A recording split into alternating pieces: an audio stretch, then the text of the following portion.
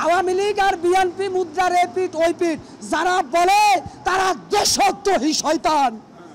আরে ভাই, বিএনপির ভিতরে যারা সন্ত্রাস, যারা চাঁদাবাজ, তাদেরকে চিহ্নিত করে আপনারা যারা সাংবাদিক, তাদের ছবি আপনারা গণমাধ্যমে প্রকাশ করেন। এরপরে যদি তারেক জিয়া ওই চাঁদাবাজদের বিরুদ্ধে ব্যবস্থা না নেয়, তাহলে মানুষ বিএনপিকে বয়কট করবে। আপনি যে বলছেন যে বিএনপির নামে অনেক জায়গায় চাঁদাবাজি হচ্ছে, টেন্ডারবাজি হচ্ছে, জমি দখল হচ্ছে, এরা সব আওয়ামী লীগ থেকে পালিয়ে আসা নতুন বিএনপি। যারা এখন চাঁদাবাজি করছে তারা বিএনপি নয়, তারা বিএনপির পোশাক পরেছে, জাতীয় শয়তান তারা। আপনি বলেন, একজন জিয়া আদর্শের সৈনিক কখনো চাঁদাবাজ হতে পারে না, একজন খালেদা জিয়ার সৈনিক কখনো আপনার মাদকাসক্ত হতে পারে না। জিয়াউর রহমান এদেশে খাল খনন করেছে সর্বপ্রথম। শহীদ রাষ্ট্রপতি প্রেসিডেন্ট জিয়াউর রহমান ইরাক ইরানের যুদ্ধ বন্ধ করেছেন। শহীদ রাষ্ট্রপতি জিয়াউর রহমান সৌদিতে একটা নিম গাছ ছিল যেটা রোপণ করেছেন, জিয়া গাছ হিসাবে পরবর্তীতে আমরা পরিচয় পেয়েছি। এবং আপনি জানেন, পবিত্র কাবা শরীফে খতবার সময় মাঝে মাঝে জিয়াউর রহমানের নামে খতবা দেওয়া হয়। এটা আমি একটা সত্যি নিউজে পেয়েছি। অতএব জিয়াউর রহমান আসলে, শহীদ রাষ্ট্রপতি জিয়াউর রহমান বাংলাদেশ সেনাবাহিনীর গর্ব, এই জাতির মেরুদণ্ড। সেই জিয়াউর রহমানের হাতে গড়া বিএনপিকে আপনার কলঙ্কিত করার জন্য কিছু রিপোজি, কিছু পরগাছা বিএনপিতে ঢুকে পড়েছে। এদেরকে তারেক রহমান বাংলাদেশে আসার পরে খুব দ্রুত ছাঁটাই করবে বলে আমি বিশ্বাস করি। কিন্তু শুনেন, একটা কথা বলি ভাই, একটা মিনিট ভাই, বাংলাদেশে একটা সমস্যা আছে।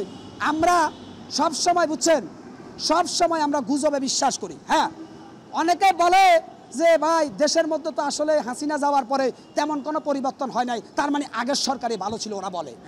তার মানে ওরা মুনাফেক, ওরা হাসিনার ফেতাত্তা, ওই যে ভিন্ন রূপে আমাদের সামনে আসে। তো তারেক রহমানের বক্তব্য যারা শুনেছেন, তারেক রহমান স্পষ্ট বার্তা দিয়েছে যে আমরা এখনো ক্ষমতায় আসি নাই, আসমু কিনা জানি না, আপনারা সাবধান হয়ে যান, জনগণকে ভয় দেখাবেন না, ভালোবাসা দিয়ে জনগণের মন জয় করেন। এটা তারেক রহমানের বার্তা। দেখেন, আমি কিন্তু বিএনপির কোনো সদস্য নয়, আমি বিএনপিকে ভালোবাসি।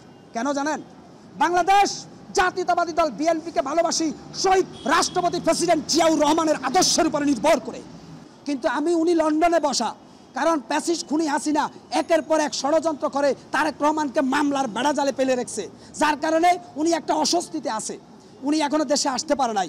আমি চ্যালেঞ্জ করি সমগ্র বাংলাদেশের মানুষকে, তারেক রহমান যেদিন জিয়া আন্তর্জাতিক বিমানবন্দরে নামবে, সেই দিন তারেক রহমান শুনতে পারবেন জনতার সমুদ্রের গর্জন।